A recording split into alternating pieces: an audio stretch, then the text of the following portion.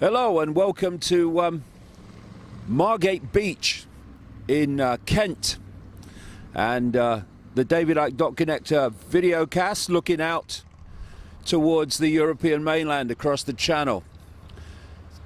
Real appropriate place to be at the moment. I'm going to be speaking here on Saturday and then finishing the UK tour off in the Isle of Wight on December the 14th. And in that period, of course, it's all going to be about Brexit in the UK. And I do understand why people are getting fed up with Brexit. Oh, it's Brexit this, it's Brexit that. It seems to be going on for so long. And some people saying, oh, I wish we hadn't have voted to come out now. Yeah, I can understand all that. But I mean, let's take a deep breath here. And let's just look at the context in which this is all happening, in which we are being offered a no Brexit, fake Brexit, by the Prime Minister Theresa May, which is soon to be voted on. And while the content of that is no Brexit at all, certainly not the one that the people in the referendum voted for, others who've been in the background all along, who have absolute contempt for democracy and the desires of those who voted for Brexit, they are using this situation now to angle, as they have been from the start, for another referendum or even no Brexit at all.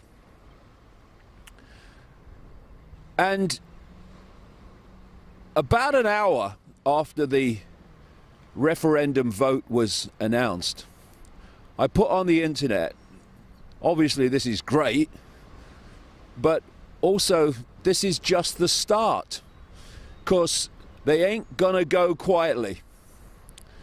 And there's a number of reasons for that, and there's a number of reasons, they are the same reasons, why so much chaos has ensued, so much blocking by the bureaucrats in Brussels, so much delay, so much creating a situation where the negotiations are taking time and going nowhere for a long time, and have now reached this point where they've got somewhere, but it's not Brexit.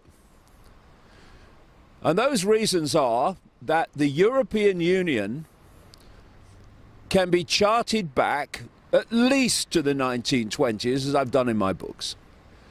And an organisation called the Pan-Europa movement, which was an operation for the Habsburg dynasty, which locks into all these other dynasties. You know, all these people that care about humanity and freedom and things like that. And step by step, through what I call the totalitarian tiptoe, step by step, claiming that each step is not connected to all the other steps when it is, we have moved from what was first sold as a free trade area, good for jobs, mate, to a centralised superstate, which is not where it's meant to end now. This is where it is now. Where it's meant to end is with a centralised control, bureaucratic control of Europe, and eventually the end of countries, with Europe broken up and countries of Europe broken up into regions. And the idea has been all along to absorb more and more countries into the European Union. That's what's been happening. The reason, one of the reasons, there were many, that suddenly out of nowhere under Mikhail Gorbachev, the Soviet Union broke up. And I said at the time it happened. This is about creating a situation where you absorb the countries of the former Soviet Union into NATO and you absorb them into the European Union. And that's exactly what's happening and has happened. And they want more. So given that ambition, the last thing they want is for any country to leave, let alone the United Kingdom. And so when they had an absolute shock with the referendum, that people actually did not buy Project Fear, they'd had enough. They'd had enough of being ignored. The urban working class, for instance, of the cities had had enough of being ignored. Enough of being a gimme vote for the Labour Party, so they never got given anything. All the gimmies were for people they had to get on board beyond the natural urban working class to get elected. This is what happens when you become a gimme vote. You get nothing, you're taken for granted. And the referendum offered an opportunity for those people to say, well, we don't have to vote for a political party here that goes away and then does what it likes, even though it told us it would do something else. We've got a chance here of having a yes-no decision, and they took it. And the arrogance of the political class, both right, middle and left, was shocked because the great unwashed had actually spoken instead of being taken for granted. And people say, it's a shock. No, it wasn't a shock. Not if you talk to people outside the Westminster bubble, it wasn't a shock. And so, the people have spoken. They've given us the wrong result. What do? Well, because the political class and the web to which it attaches includes the bureaucrats in Brussels and the political class in Britain, they've been working together ever since, including the government administrators, who are part of this same political class, working ever since to undermine the Brexit vote. So at best, you stop Brexit altogether, and at worst, you dilute it so much it's not Brexit at all, which is where we are with Theresa May and this proposal at the moment, which just hands all the aces to the European Union. Indefinitely, potentially. So, let's look at some of the characters that are behind this stop the people's will of Brexit.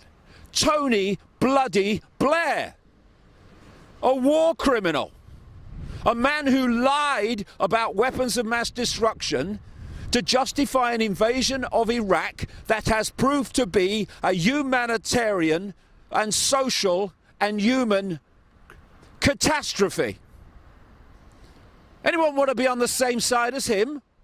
If he wants it, the web that controls him wants it. The same web that he was serving with Bush to lie about weapons of mass destruction in Iraq to justify that invasion, which has had absolutely catastrophic ongoing consequences as well for the people of Iraq and the wider Middle East. So Tony Blair wants it, so the elite want it, and he wants us to stay in the European Union. What do they say about knowing what side you're on by the people who are on the side with you? My God, if I'm on the side of Tony Blair on anything, then I've got some big rethinking to do. And then there's George Soros. George Soros is pumping hundreds of thousands of pounds into organisations pressing for Brexit to be stopped. George Soros has nothing to do with the United Kingdom. He's an American, a Hungarian American, nothing to do with the United Kingdom.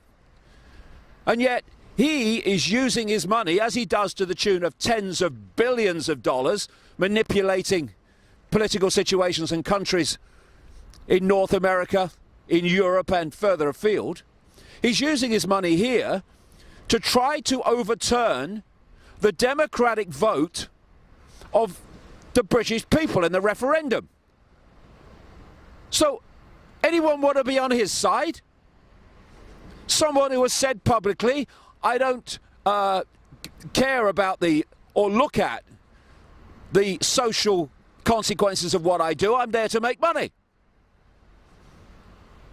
But we have this situation now where if you mention George Soros, this multi-billionaire financier with a vast network in 100 countries, manipulating other people's affairs like he's trying to do with Brexit, you are an anti-Semite because he's Jewish. I don't care if he's Chinese. I'm interested in what he's doing, not what he is. But here we are. The left, much of the left, certainly the so-called progressive left, that's not left at all, if only, is standing arm in arm with people like Soros and people like Blair, web servants, elite servants of an elite agenda to stop the will of the people. And they call themselves anti-fascist. I do love the self-delusion and self-deceit. It's almost historic in its proportions. So all these forces have been at work to stop a genuine Brexit, the one that people voted for, because they don't want it. And the other thing, the other key thing that they don't want is for the UK to smoothly leave the European Union, because then all these countries that have started to vote in greater and greater numbers for parties that are sceptical of the European Union,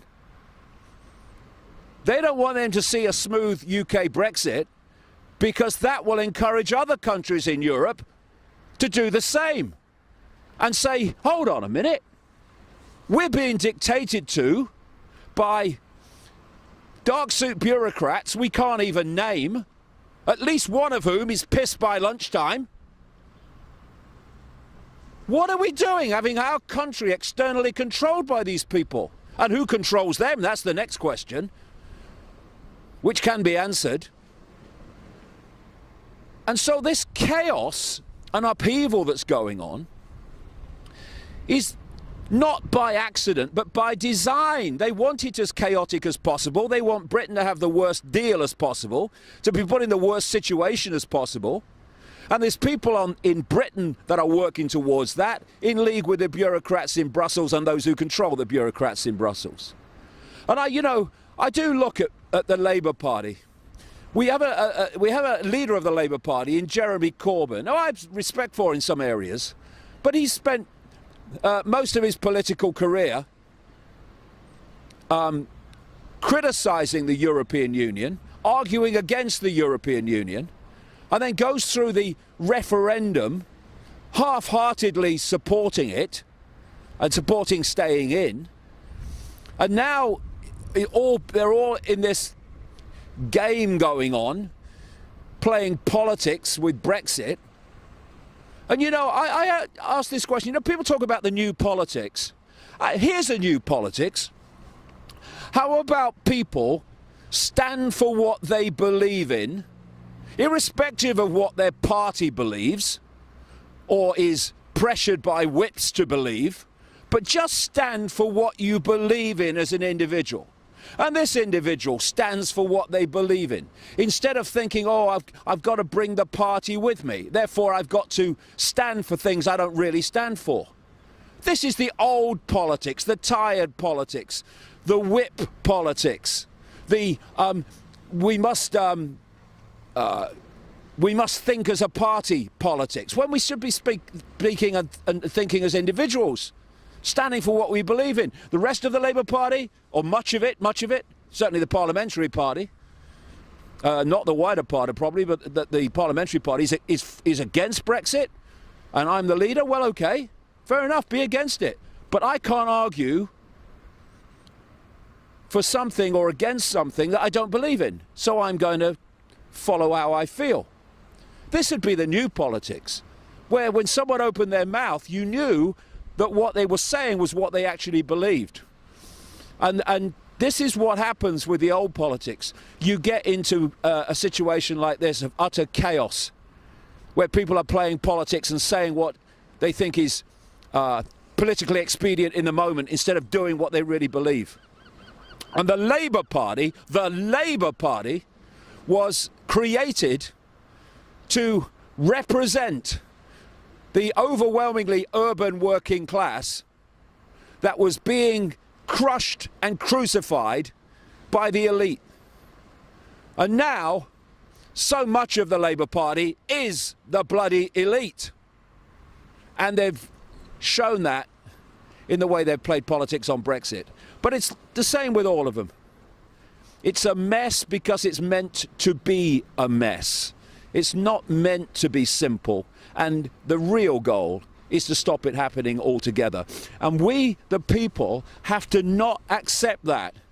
You know what I'm seeing more and more and more is people saying in different situations, in different subjects, we are not having it anymore. We're not going to be dictated to by this political class anymore.